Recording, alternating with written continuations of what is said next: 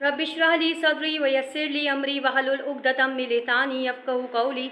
YouTube के तमाम देखने वालों को मेरा बहुत बहुत अस्सलामु अलैकुम व रहमतुल्लाहि व बरकातहू। उम्मीद करती हूँ कि आप तमाम लोग खैरियत से होंगे और अल्हम्दुलिल्लाह मैं भी आपकी दुआओं से बिल्कुल खैरियत से हूँ। और सबसे पहले मैं अपने उन सब्सक्राइबर का शुक्रिया अदा करना चाहूँगी जो मेरी वीडियोज़ को देख भी रहे हैं, उन्हें पसंद भी कर रहे हैं और सब्सक्राइब करके मुझे कमेंट्स भी कर रहे हैं। आपका बहुत बहुत शुक्रिया। और ख़ास तौर पे उन सब्सक्राइबर के लिए जो मुल्क से बाहर है। मुझे नहीं मालूम कि मेरी वीडियोस तो उर्दू में होती हैं, लेकिन उनकी जो लैंग्वेज है वो मेरे ख्याल में अरबी है और कुछ इंडोनेशिया से हैं, कुछ सऊदीया से हैं। तो वो मुझे सब्सक्राइब करके जब कमेंट्स करते हैं तो आई एम सॉरी कि मुझे समझ में तो आता नहीं है और दूसरी बात ये कि उसको ट्रांसलेट भी नहीं हो पाते इसलिए मुझे और नहीं समझ में आता। बहरहाल उनका बहुत बहुत शुक्रिया जो मुझे देख रहे हैं। अगर उनको उर्दू समझ में आ रही है तो जज़ाकल्लाह व खैरा, बहुत बहुत शुक्रिया उनका। आज हम अपने नए टॉपिक की तरफ आते हैं और ये टॉपिक रिलेट करता है मियाँ बीवी के रिलेशन से। शादी से पहले जो भी मामलात होते हैं और जिस तरह से रिश्ता अज़दवाज में मियाँ बीवी मुंसलिक होने के बाद की क्या मामलात होते हैं, आइए पहले चल के इसका जायज़ा लेते हैं।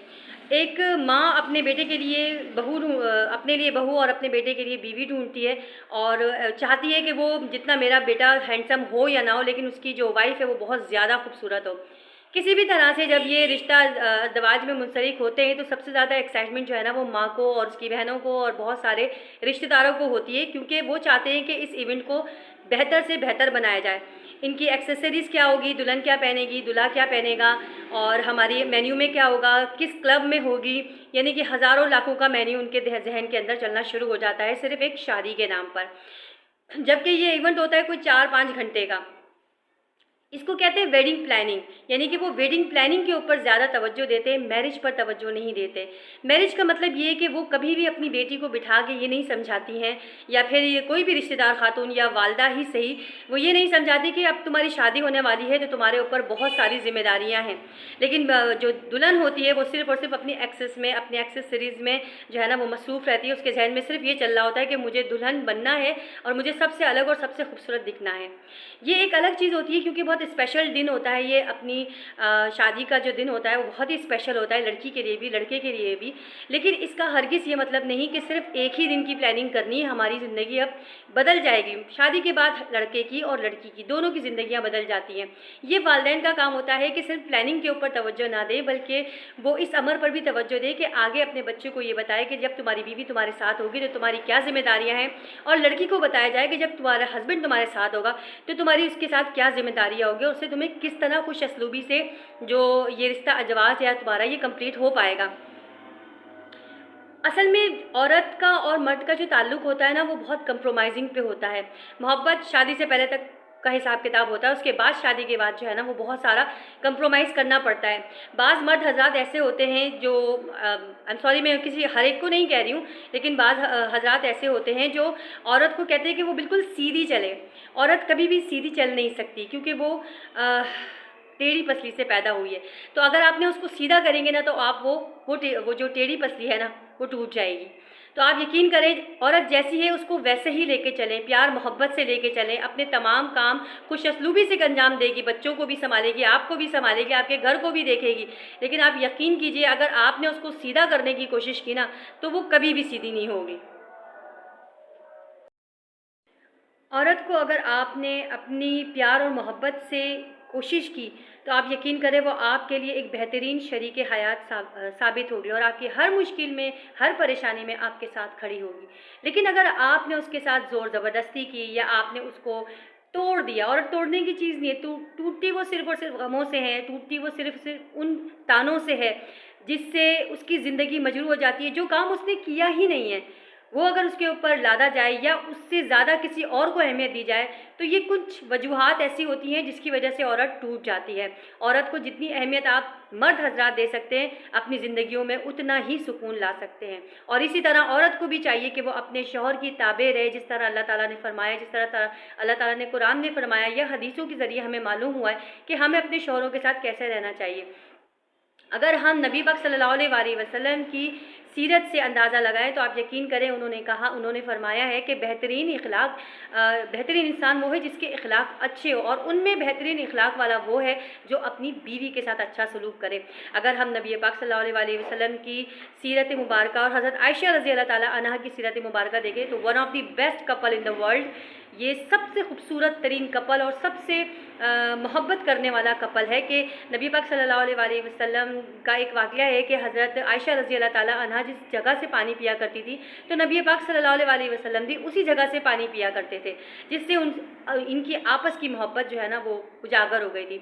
आज तो ये हाल है कि एक और वाक़या है हदीस में कि नबी पाक सल्लल्लाहु अलैहि वसल्लम कहीं जा रहे थे तो सहाबा को उन्होंने आगे भेज दिया और बीबी आयशा को जो है ना वो पीछे रखा और कहा कि तुम मेरे साथ चलो और दौड़ लगाओ। ये जस्ट ऐसा इमेजिन था कि भाई नबी पाक सल्लल्लाहु अलैहि वसल्लम हज़रत बीबी आयशा के साथ टाइम स्पेंड करना चाहते थे और उनको खुश करना चाहते थे।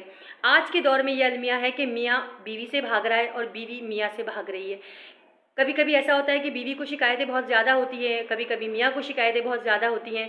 तो इन शिकायतों को दूर करने के लिए बास टाइम पे ये इतना खींचातानी हो जाता है कि अस्तगफुरुल्लाह क्या डिवोर्स के ऊपर बात आ जाती है कि किसी तरह हम डिवोर्स करके एक दूसरे से अलग हो जाएं। लेकिन आप यकीन करें ये डिवोर्स हल नहीं होता। इसीलिए कुरान पाक में है कि एक रिश्तेदार या दो रिश्तेदार लड़के की तरफ से और लड़की की तरफ से हों और जो है ना वो आपस में बैठकर अगर दिलों में गुंजाइश निकल रही है तो ज़रूर गुंजाइश निकाले, तलाक तक नौबत ना आने दें, जो कि ऐसा मुमकिन हो भी जाता है। कहने का सिर्फ ये मकसद है और ये वीडियो बनाने का भी सिर्फ ये मकसद है कि सिर्फ आप वेडिंग प्लानिंग को अहमियत मत दीजिए, क्योंकि वेडिंग प्लानिंग 4 से 5 घंटे की होती है। वो 4 से 5 घंटे ज़िंदगी में आते ही कितनी देर के लिए, लेकिन जो पूरी ज़िंदगी होती है ना वो मैरिज लाइफ किस तरह से गुजारनी है, हमें ये टिप्स अपने बच्चों को अभी से देनी है। वो बच्चे जो शादी जिनकी होने वाली है उनके वालिदैन को ये बात भी सोचनी चाहिए कि सिर्फ शादी का दिन ही स्पेशल नहीं होता, अपने हर दिन को स्पेशल बनाना है।